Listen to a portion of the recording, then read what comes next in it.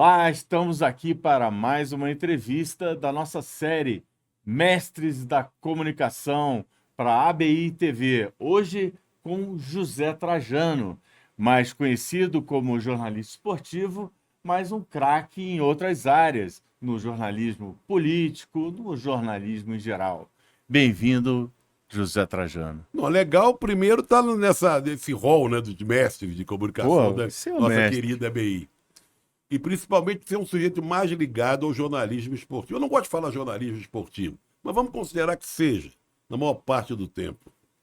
Que geralmente o jornalista esportivo, você vai fazer uma escalação de jornalistas, o jornalista esportivo vai jogar na ponta esquerda. Não bota ele lá na ponta esquerda. Vão lembrar do sujeito da economia, da política, da variedade. E o jornalista esportivo fica relegado a um plano. Por isso eu estou muito satisfeito. Ou no banco. Estou satisfeito de estar nesse rol primeiro. Desse Sim, grupo bom. pô, primeiríssimo.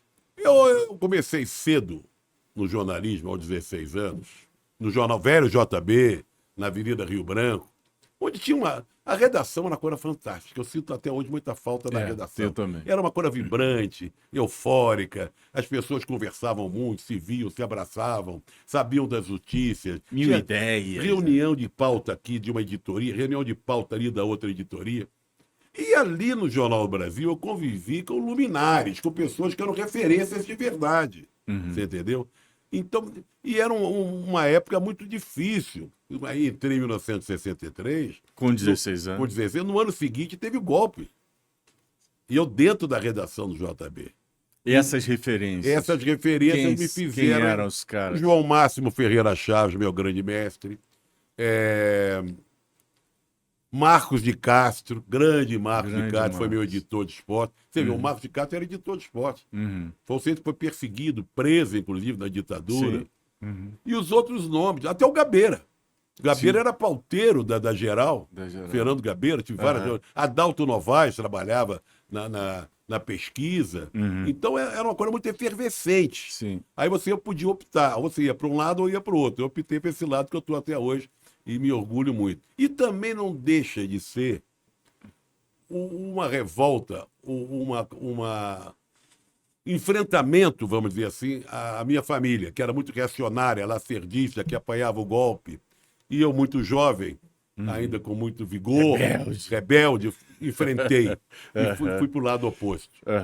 E seu pai disse que foi na redação reclamar, né?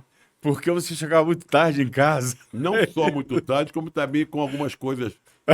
Meu pai entrou na redação. Meu pai era um professor de história, muito rigoroso. Foi diretor do Patrimônio Histórico do Estado. Olha. Logo depois que eu comecei, eu não tinha, acho que nem 17 anos, vamos dizer, pouco tempo de redação. Ele foi à redação. Quando ele entrou na redação, no departamento de esporte, já tremia da cabeça aos pés. Aí ele foi falar com o editor, se eu não me engano, era o Marcos de Castro. Ou falou com o Aldemário Toguinhó, que estava ali no momento. Falou, eu vim aqui perguntar se para ser jornalista tem que chegar em casa todo dia de madrugada e de cara cheia. Porque eu saía com os mais velhos. Boemia, né? Eu ia pro Lamas. E os velhos me carregavam junto. O pessoal enchia a cara do Lamas. Leva, Trajano. Ia não sei o que, leva, Trajano. Eu achava aquilo sensacional. Sensacional. Eu não estava acostumado com aquilo. Aquilo para mim foi uma delícia. Né? Não, e todos os frasistas, né? Que os caras cheios das frases. Não, e outra coisa, pra você ter uma ideia, política, nós íamos pro Zicartola. O Zicartola, Zicartola, que era perto, era na Rua da Carioca, perto da redação do Jornal do Brasil. Eu ia atrás, eu ia junto. E eles faziam questão de me incluir. Me tratavam como irmão mais novo. Eles estavam me mostrando as delícias da vida e do jornalismo. E eu aproveitava. Ótimo, ótimo. E você, Trajano, você também trabalhou em tudo quanto é lugar, né? Você, depois do JB, você saiu quicando. Eu posso fazer uma relação, vou esquecer até alguns. Talvez seja o jornalista, talvez pelo tempo de jornalismo, eu vou fazer 63 anos de profissão, que tenha trabalhado em grandes redações, com o maior número de grandes redações. Porque a você trabalhou ali. Sim. Tico-tico no Fubá ali. No Jornal do Bairro. Não tenho nada contra o Jornal do Bairro. Sim, mas não tem essa dimensão, né? Eu comecei no Jornal do Brasil, fui para o Correio da Manhã, junto com uma leva grande de gente que saiu do Jornal do Brasil. O Correio da Manhã estava tentando se reerguer. Também era outra escola, hein? Parou, como se tivesse parado assim, alguns ônibus na porta do Jornal do Brasil e levou gente do esporte, da economia, da política. Pra você ter uma ideia, Zuenir Ventura, Reinaldo Jardim, do esporte foram 6, pessoal da pesquisa, Celso Tiberê, segundo caderno, o Washington Novaes. Então, foi uma leva muito grande. O jornal estava tentando se reerguer e tinha muita história, muita tradição, foi muito perseguido pela ditadura. Sim. A Niomar, que era dona, tinha fechado o jornal, foi morar em Paris e tal. Todo mundo achou que a gente era meio louco, porra louca, largar o Jornal do Brasil, que era o grande jornal da época. Eu estava numa posição muito, muito tranquila, morava na casa da minha mãe, né? Ganhava direitinho, muito bem para a idade, mas fui nessa. Aí depois do Correio da Manhã, aí foi uma leva muito grande. A Última Hora, porque esse mesmo grupo comprou a Última Hora do Samuel Weiner, era o grupo dos irmãos Alencar. Mário Alencar, Maurício Alencar e o Marcelo Alencar. Político Marcelo Alencar. Eram os irmãos Alencar. Última Hora, aí depois fui para o jornal, o Globo, Jornal dos Esportes, eu fui diretor de redação. No Globo eu não fui para o esporte, fui para Geral, repórter da Geral. Diário de Notícias.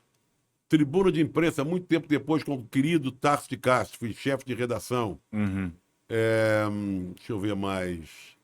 Sucursal da Abril, revista Placar. Sucursal da Abril era naquele prédio da Mesbla. Sim. Né? Isso, vários jornais e revistas do Rio de Janeiro. Aí vim para São Paulo. Aliás, antes de São Paulo, eu passei pelo Paraná. Onde eu e um grupo de jornalistas, principalmente aqui de São Paulo, a maioria tinha trabalhado na antiga, saudosa, maravilhosa Realidade, que é a grande referência de jornalismo, de grande reportagem.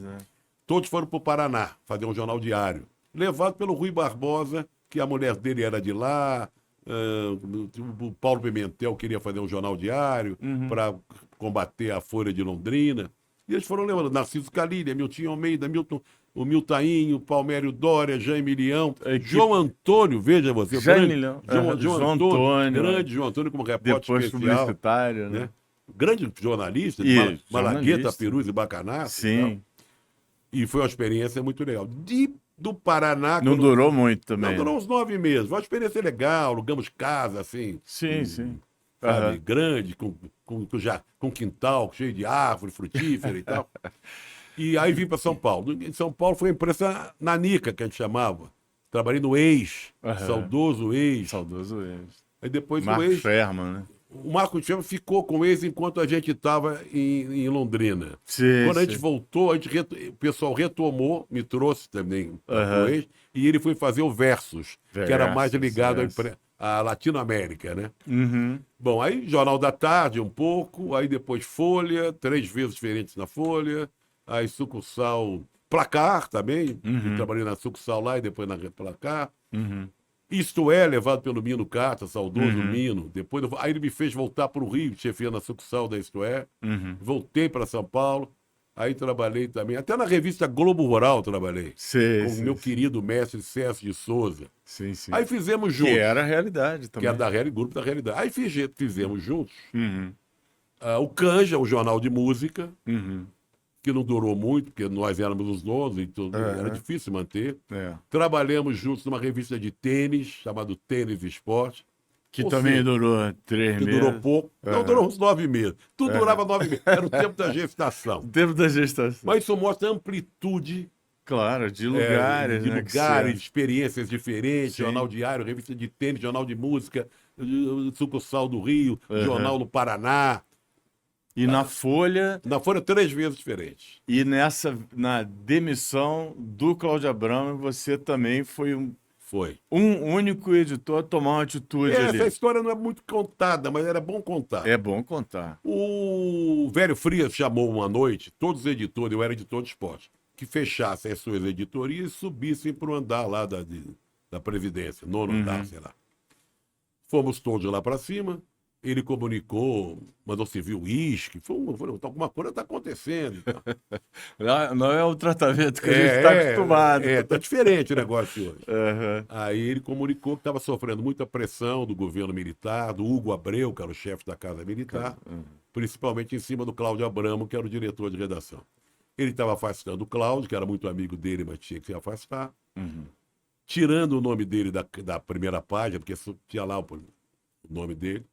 E no lugar do Cláudio estava colocando o Boris Casoy. Veja você que diferença, Brasil. E o Boris estava de férias, mas foi lá até de chamado às pressas. Estava de mala e tal. Sim. Todo mundo se manifestou lá, e falou: quero que vocês desçam amanhã, quando chegarem para o trabalho, comuniquem aos seus comandados, às editorias, que nada vai mudar. Estou trocando o Cláudio pelo Boris. Ele falou: opa, dá licença. Nada vai mudar, vírgula. Trocar o Cláudio pelo Boris vai mudar e muito. Muito, né? E aí todo mundo, não, vamos, que coisa chata, vamos todos para casa, não sei de quem, para tomar uma, comentar, que tragédia. Que eu faremos não fui agora? para casa de ninguém, fui para um botequim ali embaixo da Barão de Limeira, com uma turma do esporte que me esperava, e fiquei desempregado. Dias depois, apresentou a demissão ao vivo. Ao vivo. Ele ficou indignado. No esporte não vai acontecer nada. Você trabalha no esporte, mas não, para o senhor não vai acontecer nada. Eu gostava de trabalhar com o Cláudio. E o Cláudio Abramo tinha fama de não gostar de esporte. Olha só. Eu gostava da política, de outro tipo. Mas eu me dei muito bem com ele, ele acabava... Mas era outra relação, né? Era uma relação muito legal. Ele me dava muito... Toca o bonde. Liberdade. Uhum. E aí o Cláudio, o saudoso Mino, me chamou para trabalhar na Isto É.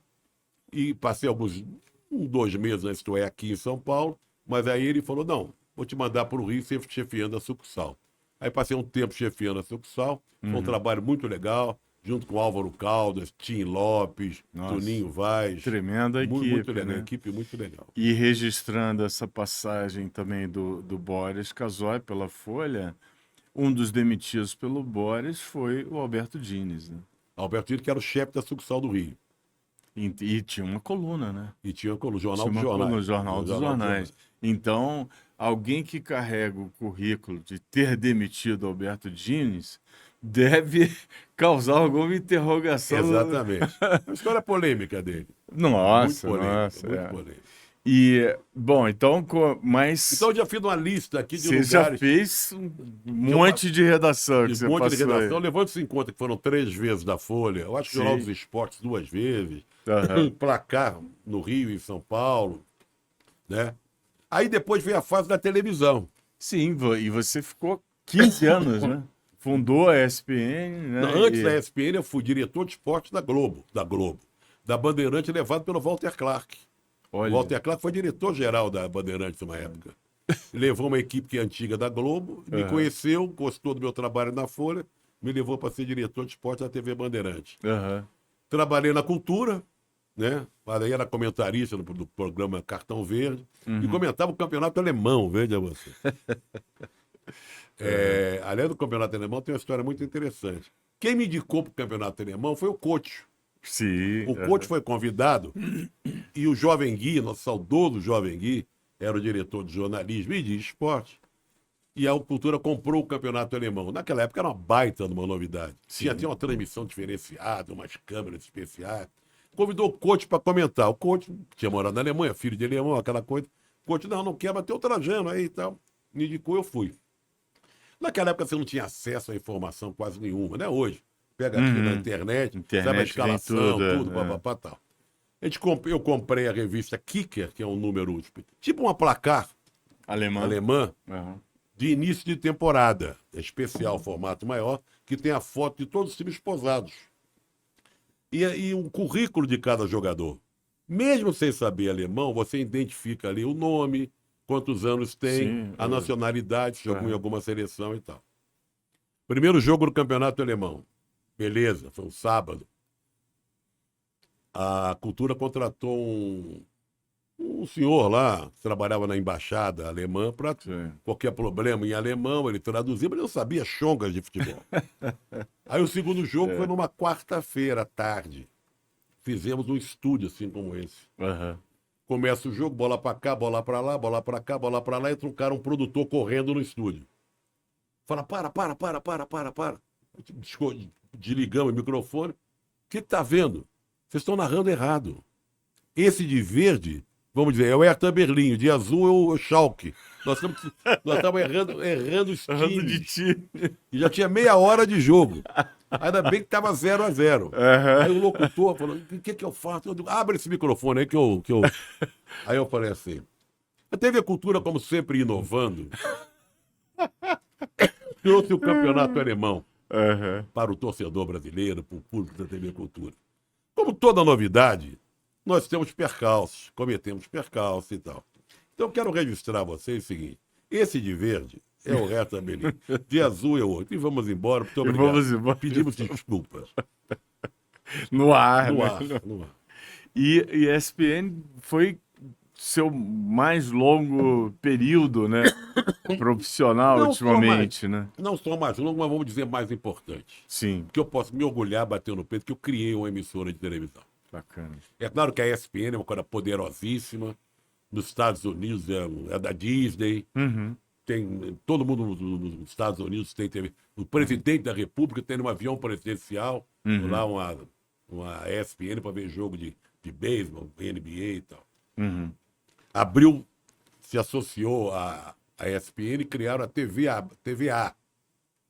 Comprou vários campeonatos, brasileiro, paulista e tal.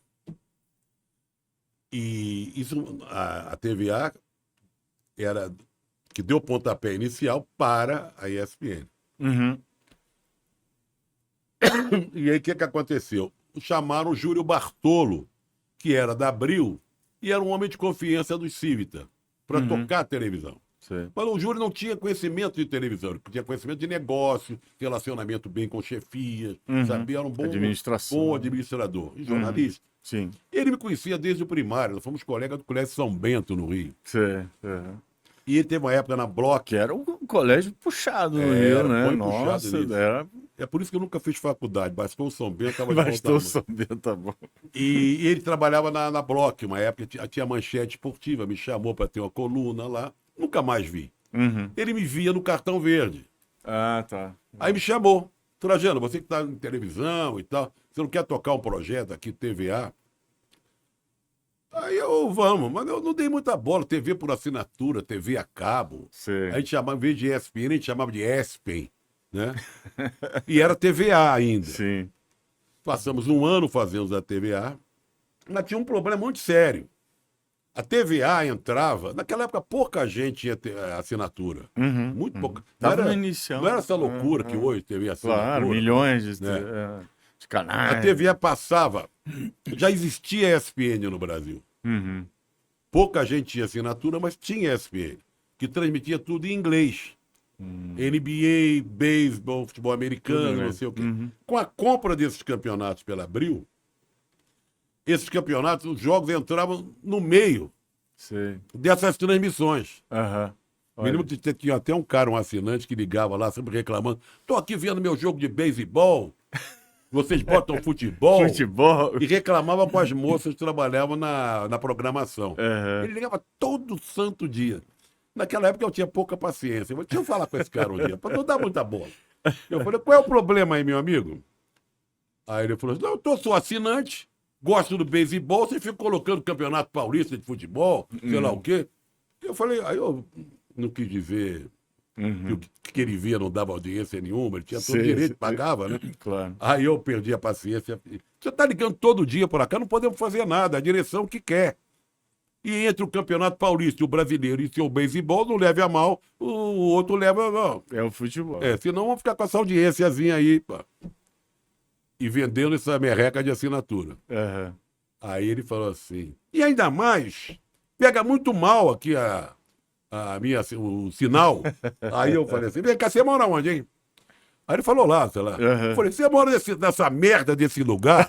No Cafundó do Júnior, ela quer pegar bem a televisão? E eu, rapaz, se eu hoje em dia, eu teria demitido.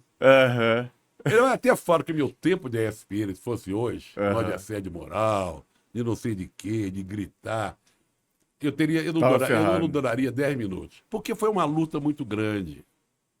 Foi uma guerrilha. Quando a gente criou a ESPN, me deram 6 meses. Em 3 meses a gente botou no ar. E não tinha programação. De madrugada passava, chamava bloopers, uma coisa americana. Tipo a coisa do Faustão, queda. Passava a madrugada toda, as pessoas caindo na neve. Aquelas coisas.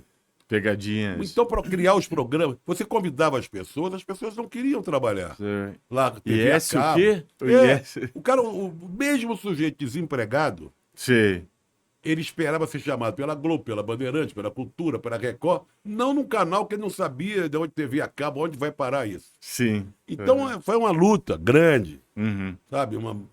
E eu tive muita gente do meu lado que ajudou muito, a gente conseguiu muita coisa legal. Ficou uma referência. Claro. Foi um trabalho que criou uma referência, ganhei aqueles prêmios todos da Comunix, como é que é aquele prêmio de comandante? Como jornalista. Não como jornalista, mas como diretor. Homem de comunicação. Homem de comunicação. E foi um trabalho, aí durou anos e anos e anos. Chegou uma hora que não dava mais, eu já estava cansado, eles estavam cansados de mim também. Já não era uma coisa pequena, era uma coisa grande. Tinha relação, a audiência era necessária. Eu batia muito de frente com o comercial, com o marketing. Mas deixei um legado. Aí eu posso me orgulhar. Depois eu saí da chefia e continuei como comentarista. Depois de como comentarista, acabei saindo. Mas durou isso tudo, somando tudo, 21 anos. 21 anos. Eu fiquei muito marcado por esse trabalho, né? Sim. Muitas, a ESPN, como foi o último, assim, grande. Hoje em dia eu estou no UOL, do UOL eu trabalhei na TVT, tinha um programa diário na TVT, TV dos Trabalhadores. Mas E hoje em dia eu me dedico a escrever livro, principalmente. Ótimo. Estamos aqui com o último livro do Trajano, 1960. Está sendo lançado, né, em vários lugares. O Trajano está lançando aí em diversos locais. E aqui... Esse garoto sou eu na capa aí, viu? né? Ele aqui com 13 anos, né? 13 anos. 13 anos, Trajano, torcedor do América, do Rio de Janeiro, que tem outras tantas histórias, né? Aí tem duas coisas interessantes. Um sujeito que vai fazer 79 anos agora e com 13. Às vezes as pessoas não duram até tanto tempo assim. E a segunda coisa é que encontrar um torcedor do América aos 79 anos. Sei. Esse livro é 1960. O pano de fundo é o América campeão do estado da Guanabara. 1960, mas foi um ano muito cheio de história. Sim. Eu sou um bom contador de história. Escritor é outra enfermaria. Então, nós estamos cheios de grandes escritores, grandes escritoras, inclusive, nesse momento. Mas... Na literatura brasileira. Mas eu conto bem as histórias. Não, é um trabalho jornalístico. Ser um bom escritor, precisa ser um bom contador de história. Mas aí o bom é as histórias são melhores que o texto, vamos dizer. Mas o texto fluido. Ajuda, flui. O texto fluido é um grande... Mas você sabe que um grande atributo, né? Tá aí. O América campeão é pano de fundo. Eu coloco jogo a jogo, com a súmula de cada jogo, e com um texto pequeno de uma revista do esporte da época, que conta a história daquele jogo. Mas o que eu aproveito para contar? O Rio deixando de ser capital, a inauguração de Brasília, muita gente foi embora para Brasília, amores foram desfeitos, funcionários públicos transferiram para Brasília, jornalistas foram para lá para criar o Correio Brasiliense em Brasília. A TV era preto e branco, a Bossa Nova estava florindo, né? Explodindo. E o Rio deixar de ser capital foi muita gente. coisa, aí teve né? uma coisa, teve eleição do Jânio para presidente e eleição do Lacerda como primeiro governador do estado da Guanabara. Mas a ida para Brasília criou o seguinte celeuma. Muita gente, o Rio de Janeiro deixar de ser capital, o Rio, para Brasília, lá no meio do Cerrado, Brasil Central, tem nada. As imagens chegavam de Brasília, aquele terrão. Só barro, poeira. Não sei o quê. Mas ao mesmo tempo tinha gente que falava assim, nos livramos daquela gente. Porque foram para Brasília, os deputados, os senadores, os ministros, os politiqueiros, sei lá o quê, e no Rio ficou o pessoal mais da farra, vamos dizer. Podemos ver a praia com mais calma agora. Entendi. Né? Entendi. Mas, de qualquer maneira, foi um baque, né? Porque o carioca é muito orgulhoso e com razão. Eu sou carioca, é muito bonito, é muito charmoso. Você perder para Brasília... E seu centro político... Né? É um 7-1. Foi um 7-1 daquela época. Sem dúvida. E o fato de ter esse acesso popular aos políticos, aos Lessa, você viu o Getúlio caminhando ali nos jardins do Palácio do Catete. Entendeu? Você passava ali, o presidente estava ali. O Congresso estava ali do lado da Celândia. Estava ali do lado. Sabe? Era outro sentimento mesmo de centro do poder que era. Pertence, não, a capital somos nós, né? Mas a coisa foi indo, foi fundo, como diria o Foi outro. fundo, como dizia o atacante. E Brasília Era o virou quê? O isso. Dario, né, que falou essa história? Pode ser alguém, Dario Maravilha, Cláudio acho. Riro, Dari. É. Mas aí o Brasília virou isso que virou hoje, e o Rio não perdeu seu encanto. Todas as cidades têm seus problemas de violência, de desigualdade, não sei o quê. Mas a beleza do Rio é insubstituível. Não há cidade no mundo mais bonita que o Rio, pela beleza natural. Esquece os problemas. Sim, Mas beleza Brasília natural, tem problema, é. São Paulo, qualquer cidade do Brasil, no mundo, né? Tem problema. Nova York, o nosso queridíssimo Trump, você anda em Nova... Tem gente Imagina. na rua, dormindo na rua, até parece, né? Mas o Rio não perdeu o seu encanto. Na época foi uma coisa meio estranha. Foi. Porque muita gente foi embora. Sim. Meu pai quase foi embora para Muitos Brasília. prédios No meu se prédio, esvaziaram. no prédio que eu morava, teve festa de despedida de 2 moradores. Que eram funcionários. Barnabé, que chamava. Barnabé, Os Barnabés, funcionário funcionários público. públicos. E o Rio levou depois um outro golpe.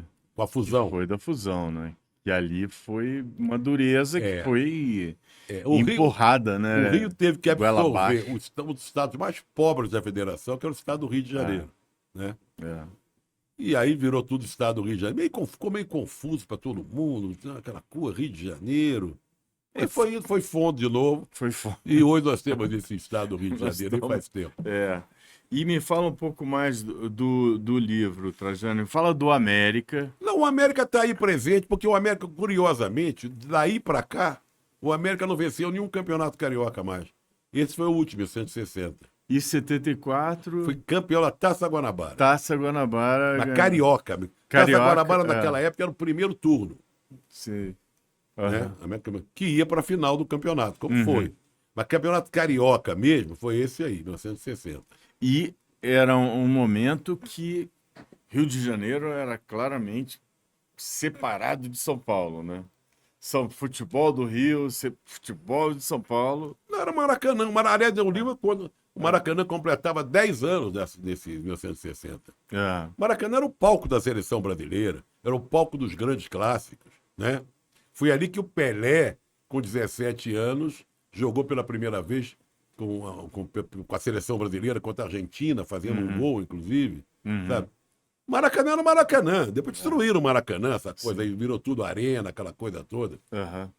Como, para desespero do Marcos de Castro, né? Ele protestava. Como a arena, aqui não tem areia? Como é que o Lúcio arena? de Castro, quem protesta é o Lúcio, filho do Marcos. O filho do Marcos. Grande jornalista, que luta sozinho na agência Spotlight. É um trabalho de um batalhador, briga sozinho, denuncia.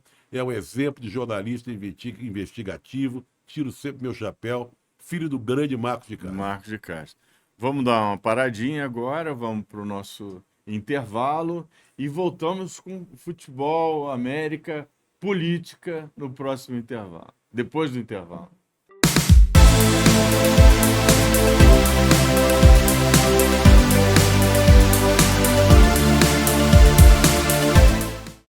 Voltando então para a nossa conversa aqui com o José Trajano, mestre da comunicação. Trajano, você influenciou muitas gerações, muitos jornalistas trabalharam com você, e você influenciou o seu filho, João Castelo Branco, atualmente um jornalista da SPM, né? Eu espero que sim, né? Porque ele teve também, tem berço jornalístico. Ele é filho da Renê Castelo Branco, jornalista, está aposentado agora, mas durante muito tempo trabalhou na Globo, Estadão. Sim. E foi de muito tempo afilhado, que ele morou com o Pedro Bial, que era casado com a mãe dele, lá em Londres, onde ele foi com 10 anos, agora está com 46, nunca mais voltou. Mas então ele teve a influência do padrasto daquela época, a mãe e do pai. Na verdade, eu estudei outra coisa. Eu tinha isso na minha... Eu tinha isso na minha vida, né? Mas essa influência de todo mundo em torno do jornalista, mas eu tentei seguir por outro caminho no início. Eu estudei ciências sociais, estudo do desenvolvimento, que chamava aqui, Sim. de países de terceiro mundo. Eu tinha um interesse assim meio de ONGs e antropologia, uma coisa por assim, mais ou menos assim. Mas acabei pegando gosto de filmagem e tal, e essas influências do jornalismo uma reviravolta, acabei voltando para isso depois. E você foi câmera lá na queda do Muro de Berlim, foi isso? Não, ali eu era muito jovem ainda. Ah, tá. O Bial fez a cobertura Isso, é. da queda do Muro de Berlim em 89, né? Uhum. Mas ali eu tinha 11 anos. Eu morava aqui na Inglaterra e via o Bial fazendo essas viagens incríveis, né? Cobrindo todo o leste europeu, a queda do Muro de Berlim, a guerra no Iraque. Queda da Rússia. Queda assim, da União Soviética. Queda da União Soviética. Aquilo ali deu um gostinho. Deu, mas eu não entendia muito, né? Eu falei, eu tinha 10, 12 anos, então eu achava legal, mas ele estava longe também, eu nem assistia na TV. Mas fui pegando aos poucos de conviver muito com jornalistas, né? Meu pai, quando eu ia para o Brasil de férias, eu ia visitar nas redações, nos estúdios, nos botecos. O Trajano estava sempre no bar depois do trabalho, com o pessoal em volta, ele conversando, tendo ideias, contando histórias. E aí foi passando um pouco desse gosto, né? Uhum. E também vocês partilham um time também aí, né? Que o Trajano falou que vocês torcem pelo Arsenal. Eu acho que é o vermelho, né? Que atraiu o Trajano, parecido com o América. Mas foi um time que eu adotei quando eu cheguei aqui na Inglaterra. Eu sempre morei perto desse clube, e aqui é muito ligado ao bairro, né? O clube que você torce. Então eu cresci perto, acabei virando torcedor mesmo. Eu acho que aos poucos o Trajano, de tanto eu falar e tal, ele começou a ver os jogos e pegou o gosto. E ele sempre fala, né, Zé, que você viu como uma maneira também de nos aproximar um pouco mais através do futebol. Uhum. E qual é teu recado, Trajano, do teu filho? O recado é que o Arsenal seja campeão esse ano, e que o João faça a matéria do campeonato, que há 3 anos bate na trave e o Arsenal é vice-campeão. E eu espero que esse ano a gente possa... Ano que vem, né? Porque é o campeonato ano que vem, um ano que eu vou comemorar 80 anos.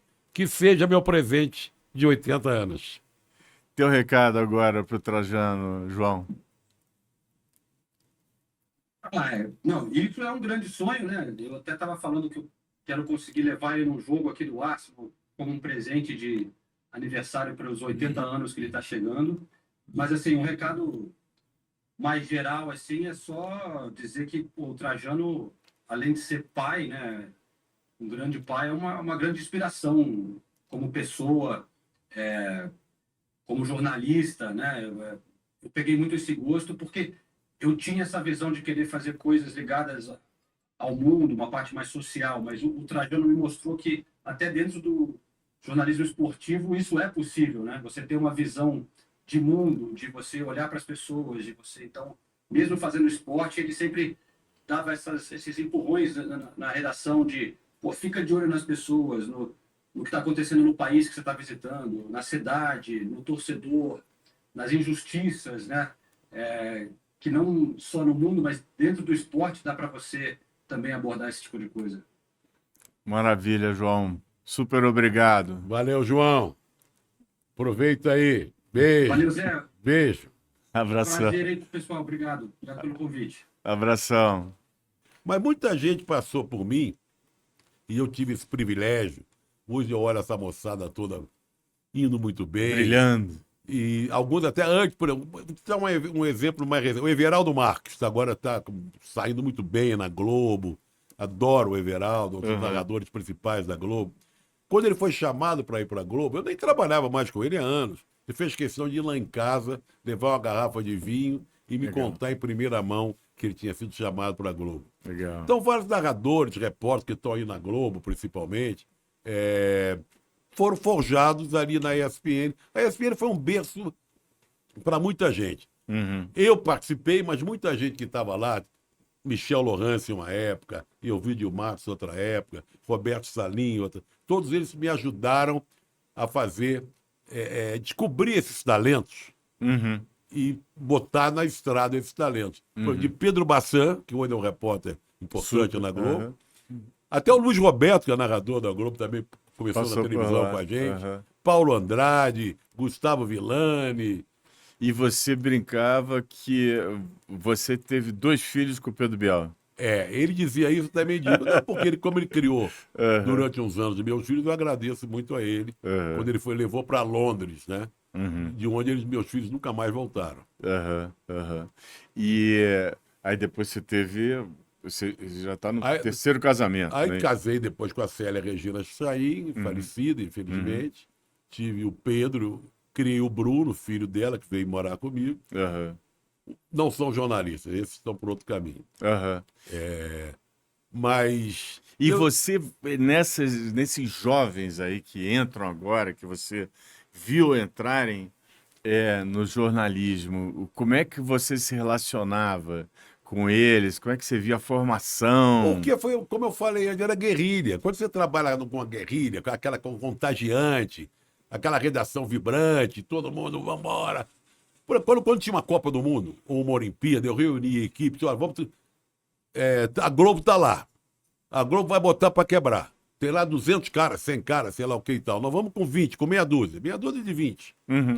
Mas vamos fazer um trabalho melhor que o deles. Eu aposto com vocês. Agora, como é que a gente vai fazer?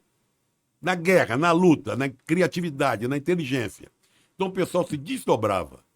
Trabalhávamos muito demais. E fazíamos um trabalho assim magnífico, que marcou muito. Não é porque eu estava lá, estou me vangloriando, não. Todo mundo sabe disso. Que acompanhou muita gente até hoje. Eu saio na rua e falo, boa era aquela ESPN da sua época. Que saudade daquela ESPN. Não era só da minha época, não. Da época dessas pessoas. Sim, né? sim. Dessas coberturas. E com redações maiores, né? E a mais gente fazia divertidas, questão de brigar de peito aberto com esses grandes. Iam pro pau mesmo. Legal. Agora, o que precisava para dar certo? Desse entusiasmo. Entusiasmo, dessa Era luta. combustível. Né? Acreditar na profissão, lutar pela profissão, sabe? Aqui não tem estrela, aqui todo mundo vai pro pau. A nossa preocupação é o produto final. E acabava, a gente se abraçava, comemorava. Era um gol. Sabe? Era um gol. Todo dia era um gol no final do dia. Claro.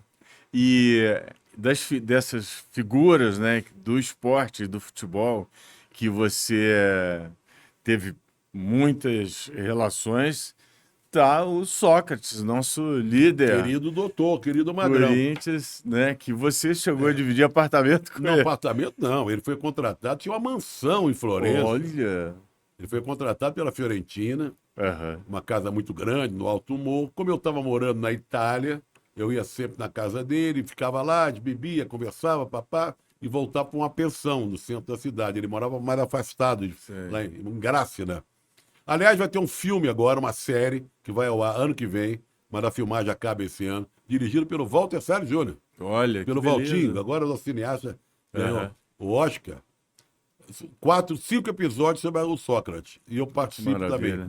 Maravilha. Vai mostrar a casa que a gente morou. Eu fui entrevistado 2 vezes pelo Valtinho. Ótimo. Então eu fiquei morando na casa do Sócrates.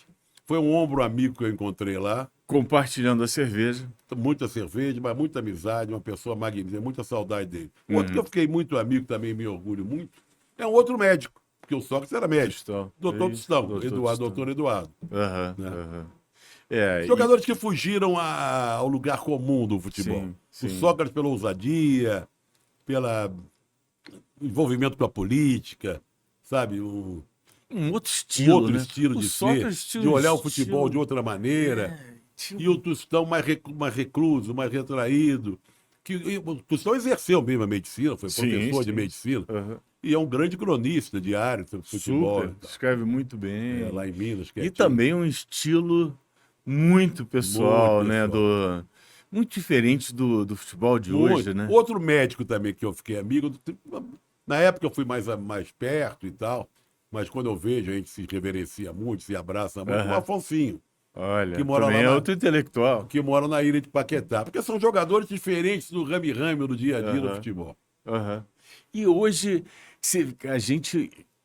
eu vejo, né, como espectador, jogadores extremamente fortes, né? Como é que se compara, assim? O futebol de outra hoje virou um troço. O futebol assim. tem várias mazelas hoje em dia. O futebol virou negócio, o jogadores de grandes clubes ganham muito dinheiro, muito dinheiro. Não, a maioria dos jogadores não ganha muito dinheiro, não. A Sim, maior sim. parte dos profissionais de futebol, 90% que joga lá no Piauí, no Maranhão, na segunda divisão, não sei de onde, isso aí a gente ganha salário mínimo e olhe lá. É. Mas os bambambãs, os chamados craques, jogadores de grandes equipes, e ficaram muito presos a comércio, a fazer entrevista, viraram popstar, né? Era uma espécie de show business, outra né? história. Um ramo outra de história. show business. Esse pessoal que eu citei aí, É. até hoje você cita nos dedos a raridade, querer. Você pode botar aí o Juninho Pernambucano, você pode botar um ou outro a mais, mas são exceções no mundo do futebol, esse mundo maluco aí do futebol, né? Uma outra pessoa que me influenciou muito e que fugiu dos padrões na política, né, na cultura, foi Darcy Ribeiro.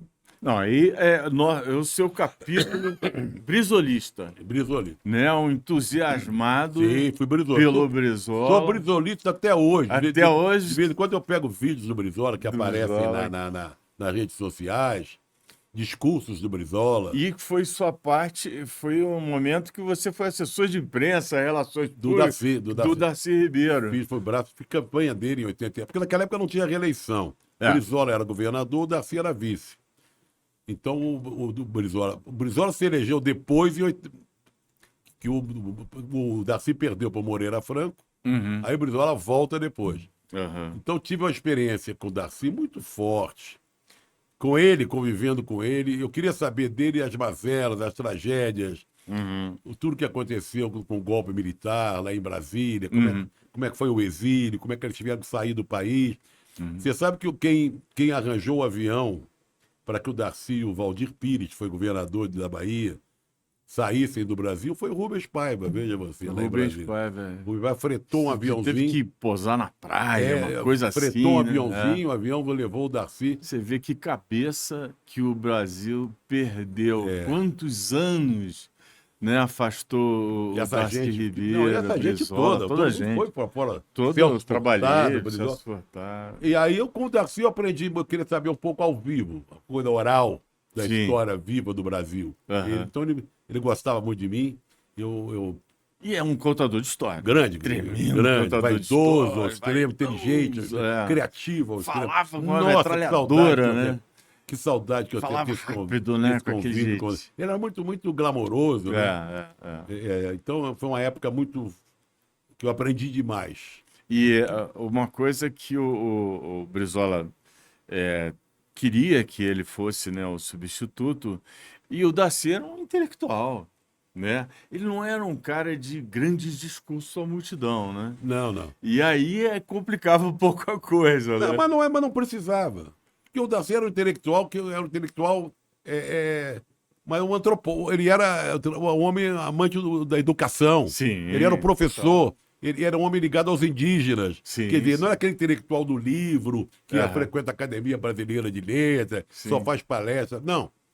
O Darcy tinha uma preocupação com os indígenas, morou com os indígenas, trabalhou com o Rondon, com os irmãos de Vilas Boas, e também com a cultura, com a educação. Foi o homem da educação. Trabalhou com Aníbal Teixeira. Você entendeu?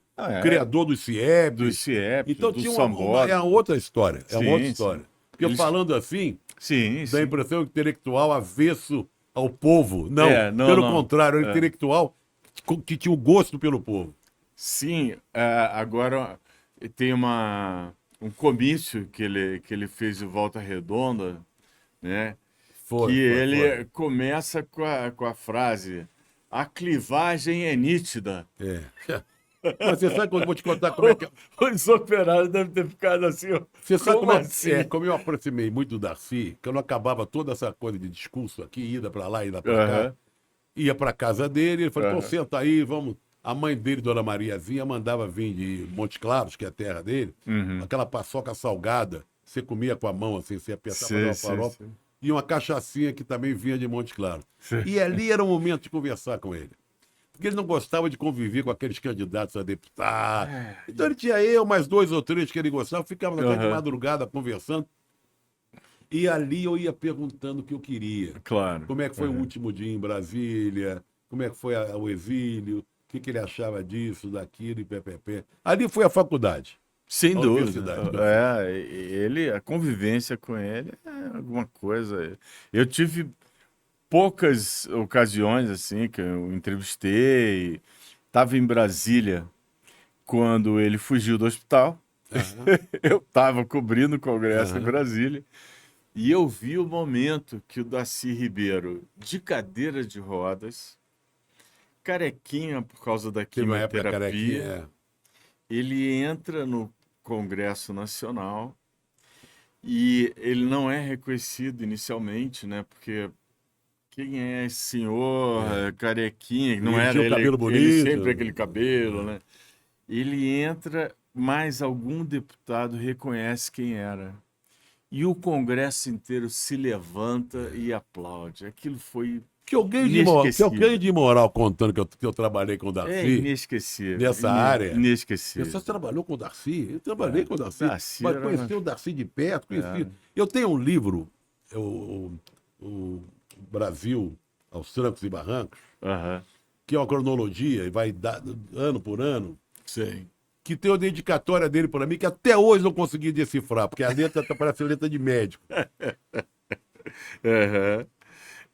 Mas aquele eu guardo com o maior carinho. Ali sim. Está reservado ali. Mas as suas preferências políticas também te obrigaram a mudar muito de emprego, né? Sim. Você fala da questão da Folha, como o Mino Carta também te abrigou, né? Isto é, que foi um gesto... tudo, né? Na época da ditadura, coisa... Porque eu nunca me omiti, né? Quer dizer, aí depois de acabar o Brizola, o PDT virou essa coisa horrorosa e tal, fiquei muito mais ligado ao PT. E ao próprio Lula. Sim. O Lula, inclusive, levou lá em casa uma rabada feita por ele. É mesmo? Diz ele que ele fez, mas levou a rabada. Eu fazia um programa em casa, chamado Na Sala do Zé. Tá. Durou pouco tempo. Mas dava muito trabalho, tinha que bancar tudo do meu jeito, do meu dinheiro, tinha que ter uma mesa de som, mais câmera, não sei o que e tal. Levei lá o Ciro Gomes, a Manuela Dávila, levei o Fernando Haddad, na época de eleição, e o Lula. Aí o Lula deu uma entrevista grande e depois ele levou a rabada para a gente comer depois da entrevista. Entrevistei o Lula na prisão, lá em Curitiba. Lá em Curitiba. Foi um dia muito trágico, inclusive, porque depois que acaba a entrevista, ele vai embora junto com um guarda lá, com um policial, e vai embora da sala, abre a porta, fecha a porta e tal. Fica eu e o Juca na sala que nós entrevistamos, com a mesa vazia dele. Triste, né? Aí fui naquele dia que ele voltou. Sei. Fui no dia que ele acabou sendo preso lá no Sindicatos Metalúrgicos. Compareço às manifestações, você entendeu? E isso, você acha que teve alguma coisa a ver com o seu afastamento? Da SPN, sim. Da SPN, sim. Teve... ficou claro isso. Sei. Conta pra gente. Não, primeiro, eles me chamaram lá dizendo que eu não devia me manifestar tanto nas manifestações, nas coisas, porque eu era a imagem da SPN. Eu falei, não, fora da SPN eu sou outro Zé Trajano, porque eu não posso não estou com a camiseta da SPN, uma tira, não estou. E o Brasil está num momento muito delicado que as pessoas têm que se manifestar, assim. Né? Foi na época do impeachment e tal. E pediram, eu falei, não, isso não vai dar. E depois teve um episódio do Danilo Gentili, né? Levaram lá o Danilo Gentili para um programa que já não era mais chefe, eu era só comentarista, para um programa lá, diário, lá, ao vivo. Naquela mesma semana que uma moça no Rio de Janeiro tinha sido... que um bando de homens, de jovens, tinha currado essa menina, estrupado essa menina no Rio de Janeiro. Foi um assunto muito forte, cruel. E o Danilo Gentili tinha uma frase que ele dizia que nos programas dele, que ele embebedou uma menina para transar com a menina, cumprimentou o cara que fez isso e tal. eu achei de mau gosto. Tremendo. E também, por certa implicância minha, também com a postura política dele. Sim. Porque e ele foi nesse programa, de noite eu tinha o meu programa, o programa que eu fazia parte, que era a mesa redonda, o Linha de Passe. E até chegar de noite, várias pessoas lá de dentro falam, Trajano, até que coisa, esse cara veio aqui na ESPN. Falei, deixa que eu falo no programa. Abri o programa já falando. Falo aqui em nome de várias pessoas que trabalham nesse canal. O meu repúdio à presença desse cara aqui no programa e tal. Bom, você esculhambar a emissora dentro da própria emissora. Não costuma dar certo. Não costuma dar certo, não deu, né? Uhum. Pra mim deu porque eu botei pra fora, mas pra a emissora não deu. Uhum. Então eu acabei... Uma versão moderna do estupro, mas não mata, né? É do verdade. Maluf, né? Maluf. Que é um troço horroroso. Exatamente. Ou então aquela coisa do Bolsonaro falando pra deputada lá. Sim, né? que você não é merece. tão feia, não merece ser estuprada, né? Tem essas versões, mais ou menos essas versões assim. machistas e Mas aí eu fui horrorosas. prejudicado, sim. Mas também, olha... Não se arrepende, Não me arrependo, não. Me arrependo. Aí ele me processou, esse Danilo Gentili tinha me processado. Sei. Perdeu na justiça. Uhum. Perdeu. E teve o tete-a-tete na justiça, eu com ele ali. Olha. Mas orgulhosamente ganhei, botei para fora o que eu sentia. E a minha história já tinha sido percorrida, feita na ESPN. Ali foi mais um... Eles já estavam de saco cheio de mim também. Usaram como um bom pretexto para encerrar o meu contrato. Mas esse tete-a-tete, como foi? Mas tinha um juiz no meio, né? Então ficava o advogado, ele, advogado, eu, o juiz. Ficou uma coisa, não ficou ninguém rosnando. Sei. Dava vontade de pular no pescoço. Né? Eu perderia, porque ele é grande e tal, eu tô mais velho. Mas, ele perdeu o processo. E teve outras ocasiões também que você já contou aqui da Folha de São Paulo, que você se demitiu quando em solidariedade. Na verdade, eu acho que era chegada a uma demissão, sabe? Naquela época, teve um tempo na imprensa, vamos particularizar na imprensa, que nós estamos aqui falando para a ABI, nossa querida ABI, dirigida pelo nosso querido Otávio Costa, amigo antigo, que era comum, era rotineiro, as pessoas pedirem demissão em solidariedade aos outros. Sim.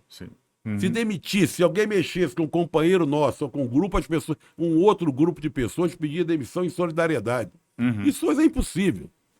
Hoje... Mas por que as pessoas nem se comunicam mais? Tem gente trabalhando de casa, as redações acabaram e não...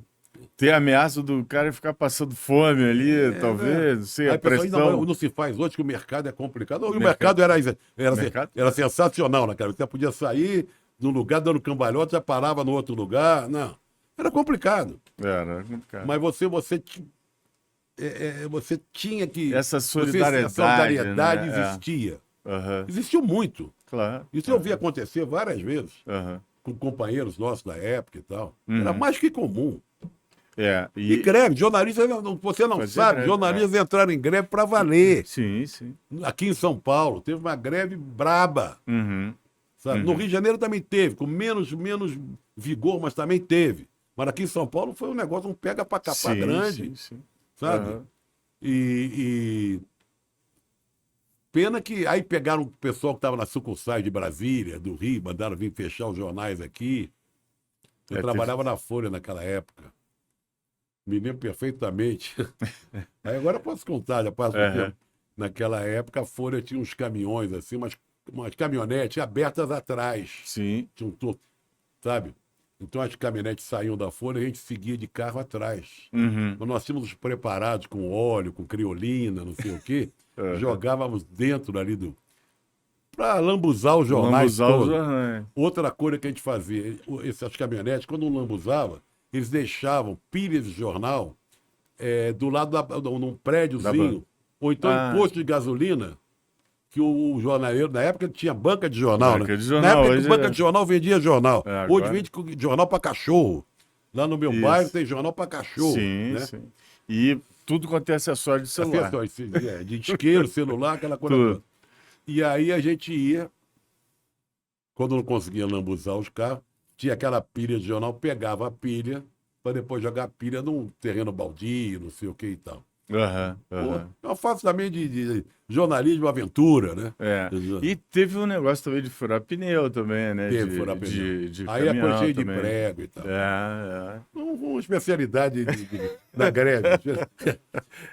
Cadeados, compramos os cadeados gigantes para trancar ali o estacionamento da Folha, saíam os caminhões, mas aí chegavam os bombeiros, cortavam com aqueles alicates grandes. Eu quero dizer com isso tudo que foi uma época romântica, aventureira, sei lá o quê, mas havia um componente de confraternização, de companheirismo. Sim. Quer dizer, sempre falando disso hoje parece piada. Você imagina uma greve de jornalista hoje, em prol de quê? Em prol da categoria, exigindo melhores salários, melhores condições de trabalho, não é greve pela greve. Sim, né? sim. Pois é, seria impossível. E tinha aquela solidariedade da barricada, né, que se fazia na frente do jornal. Claro, o pessoal que ficava ali no Não, piquete, eu peguei né? um megafone, eu fui fazer um dia, como é que a gente chamava negócio na porta, que era... Piquete. Um piquete na porta do Estadão, da Abril. Aí o megafone, veja, não sairá. E, pô, aí de repente se passaram os caminhões jogando em cima da gente, a gente pulava para um lado, os caminhões saindo. Pô, eu falei, pô, que coisa. Mas não tem problema. Peguei o microfone, veja, não saiu, mas placar não sairá. Já mudava. E outra dessas demissões tuas aí que você teve que peitar, vamos dizer, a direção, porque muitos jornais você pulou de 9 meses, 6 meses, 1 ano, que vocês... alguma alta rotatividade para a época. Mas porque tinha essa coisa do companheirismo, da adesão a uma causa, não se sentir bem, tomar atitude. O amigo ia te levar para outra redação. Na verdade, tinha um companheirismo até de aquele que você foi solidário com aquele que saiu, mas os outros que estão em outros lugares, comovidos ou tocados pela sua atitude, foi o caso do Mino. Sim. O Mino me levou para Isto É porque eu pedi demissão solidária ao Cláudio Abramo. Se eu não tivesse pedido demissão solidária ao Cláudio Abramo, talvez o Mino não tivesse me levado. Ele se comoveu com a minha atitude. Claro. Falou, não vou deixar esse rapaz sem trabalho, vou trazer ele para cá. E o Cláudio acabou trabalhando comigo no República, né? No Jornal da República. Ele é grande jornalista. Grande referência. As pessoas não têm ideia, começando hoje, das referências desses nomes aí, do Mino, do Cláudio Abramo, do Sérgio de Souza, sabe? Samuel Weiner. Tanta gente que era um referente. Se você tinha orgulho de trabalhar ao lado, Narciso Calili, Paulo Patarra, mestre de jornalismo, né? Zuenir Ventura, Washington Novaes. Que coisa impressionante. Como foram importantes na formação de tantas pessoas, de tantas gerações. A gente bebia, né, ali do que eles falavam. E você tinha orgulho de sair de lá. Sabe com quem eu trabalho? Trabalho com o Zuenir Ventura. Eu trabalho com o Sérgio de Souza. Isso. Você tinha orgulho de contar para os amigos que não eram jornalistas. Que, sim. Para os jornalistas, então, é mesmo? Você tá bem, hein? Sim. O próprio Fritz Utz, ele também, que eu entrei no jornalismo. O Fritz foi meu colega de colégio São Bento. Não acredito. O Fritz é uma referência também, né? O Fritz chegou a fazer até um jornal em Juiz de Fora, uma época, lembra? Mas junto com o Ivanir Yasbeck. E ele era uma inteligência, né? Ele era de uma agilidade. O Fritz era daquela leva de alunos no São Bento, que era no Colégio Rigoroso. Eu era aquele aluno do médio para baixo, passava raspando, né? Ele era genial. Não, o Fritz era daquela leva lá de cima. Lá de cima. Não era 10 toda hora, mas 9, 9,5, 10 em alguma. Era referência do cara... De cabeça. De cabeça, lá. E foi fazer medicina.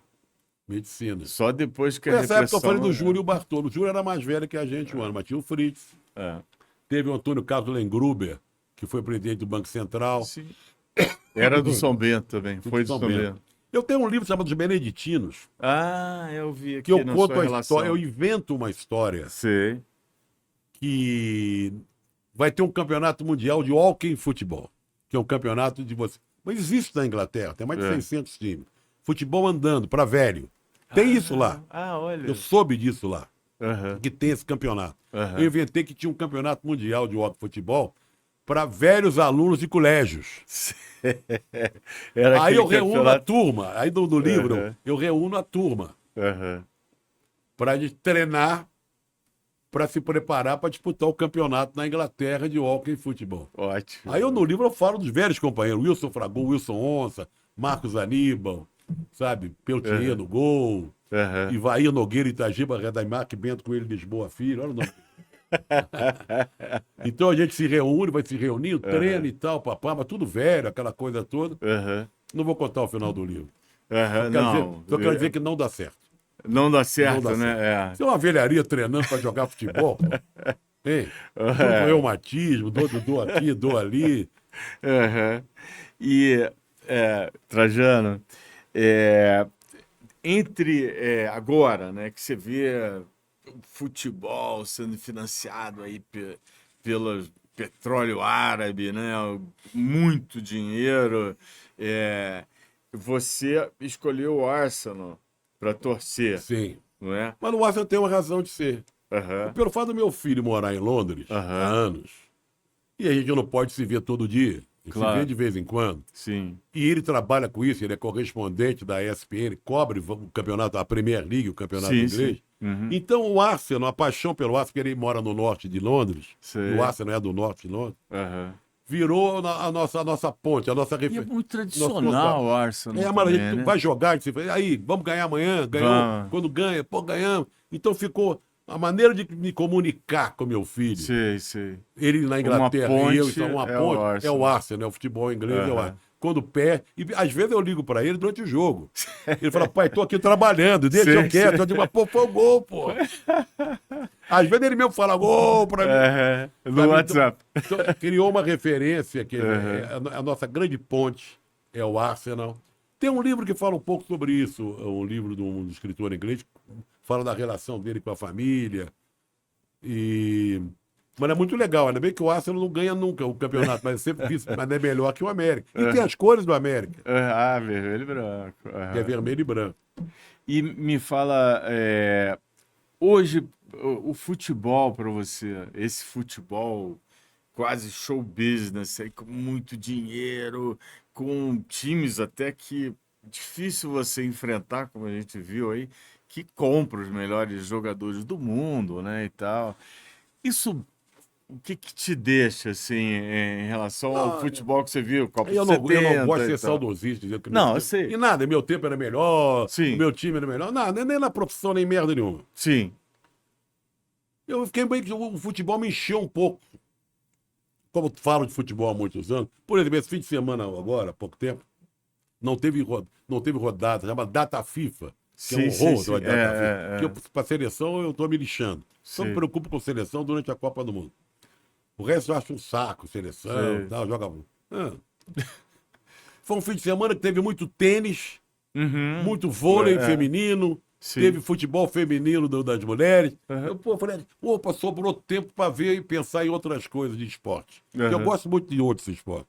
Eu gosto muito de basquete, de vôlei, de tênis, sabe? Acompanho o futebol feminino também. E basquete, eu gosto o basquete brasileiro, em princípio. Sim. Eu gosto da NBA, tudo bem, gosto da NBA, mas também tem um basquete brasileiro. Sim. Eu torço pro Franca, o time Sesc Franca. Eu sou aquele cara aficionado, apaixonado por esporte. Maravilha. E pelo Brizola. Não, Brizola é o passado. Aí, enfim, não se faz mais político como ele. Na verdade, é verdade. Maravilha, Trajano. Super obrigado. Obrigado a você. Eu acho que a gente... Viva a nossa ABI. Viva a ABI. Viva o que resta do jornalismo brasileiro. Sim. Tão maltratados hoje em dia, as grandes redações acabando, os jornais impressos indo pro beleléu. Sim. Mas somos ainda resistentes. Somos a resistência. Estamos na guerra, estamos na luta. Salve. Maravilha. Obrigado, Trajano. Terminando aqui o nosso mestre da comunicação. Abraço a todos. Até a próxima entrevista.